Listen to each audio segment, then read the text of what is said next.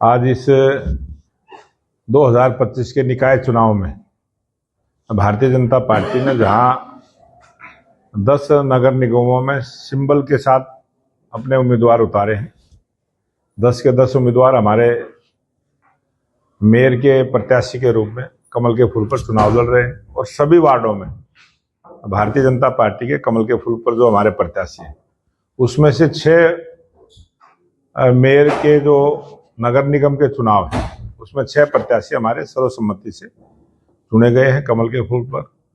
ये बहुत अच्छा संकेत इस चुनाव में गया है। और जहां 5 नगर परिषदों के चुनाव है वहां भी हम सिंबल से लड़ रहे हैं, सभी वार्डों में भी हम सिंबल पर गए।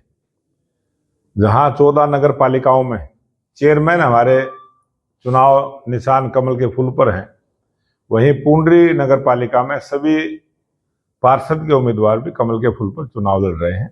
और जिस प्रकार से जनता का जो रिस्पॉन्स आया, जिस प्रकार का उत्साह और जो विचार हरियाणा की जनता के मन में आया है, आज हरियाणा की जनता अपना मन बढ़ा चुकी है कि आज हरियाणा में डबल इंजन की सरकार भारतीय जनता पार्टी की लोकप्रिय मुख्यमंत्री नायब सिंह सैनी जी के नेतृत्व में काम कर रही।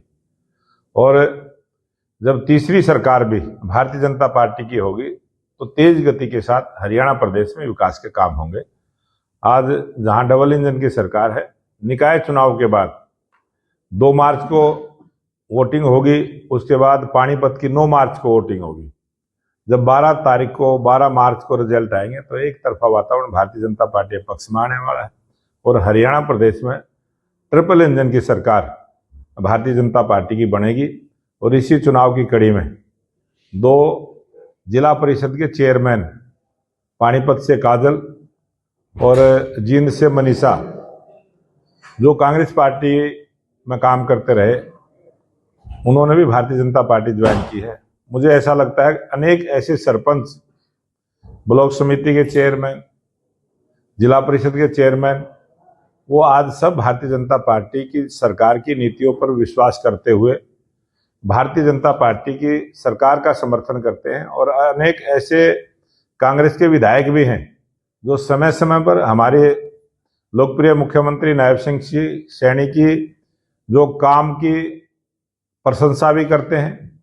और जो भारतीय जनता पार्टी की रीति और नीति है, जो भारतीय जनता पार्टी का नारा सबका साथ, सबका विकास, सबका प्रयास और सबका विश्वास, इस काम को जो हमने पूरा किया है वो उसकी तारीफ भी करते हैं। अनेक कांग्रेस के विधायक इस बात की तारीफ करते हैं कि जहां बीजेपी का विधायक नहीं है, प्रतिनिधि नहीं है, वहां भी समान विकास के काम करवाने में हमारी सरकार सफल हुई है। और उसी का परिणाम है कि जो निकाय चुनाव में हरियाणा की जनता ने मन बना लिया कि अब की बार ट्रिपल इंजन की सरकार हरियाणा प्रदेश में होगी और 3 गुना गति के साथ हरियाणा में विकास के काम होंगे।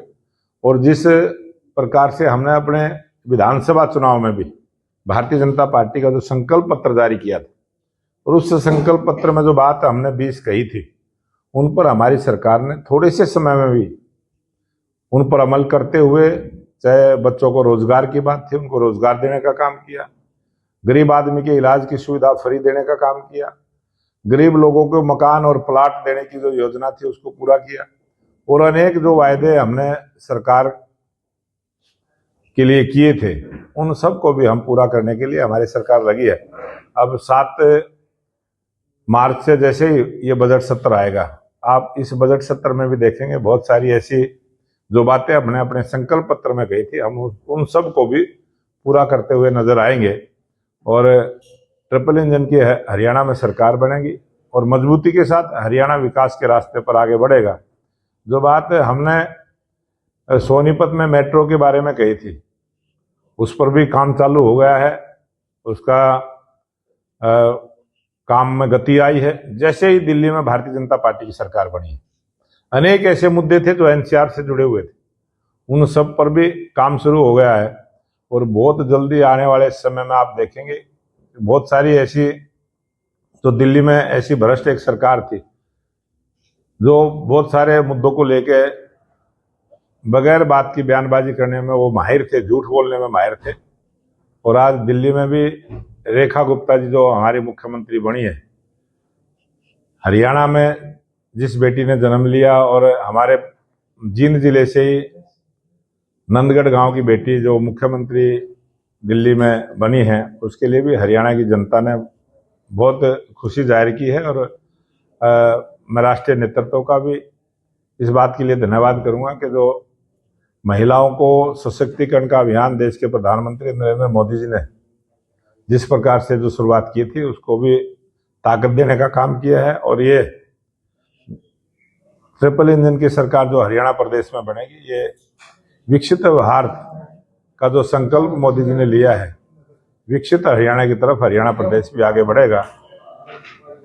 और जो ये निकाय चुनाव का संकल्प पत्र हमने तैयार किया है, इस संकल्प पत्र में हमने कुछ मुद्दे पूरे हरियाणा प्रदेश के सभी निकायों के लिए, कुछ स्थानीय मुद्दों को भी हमने अलग अलग से, हर नगर निगम का अलग से एक पत्र को उसमें जोड़ने का काम किया है।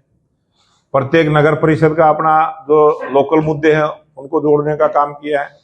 जो नगर पालिकाएं हैं, लोकल उनके मुद्दे हैं, उनको भी हमने अपने अलग से संकल्प पत्र में जोड़ने का काम किया है। और आने वाली 24 तारीख को, आज 22 तारीख है, 24 तारीख को इसी रोहतक के कार्यालय में, बीजेपी कार्यालय में, हमारे लोकप्रिय मुख्यमंत्री नायब सिंह सैनी जी इस संकल्प पत्र को जारी करेंगे। और उसका 1 बजे का समय रहेगा। मैं उसके लिए भी आप सबको निमंत्रण देता हूं। इतना सही मैंने बात करनी थी आप सबको।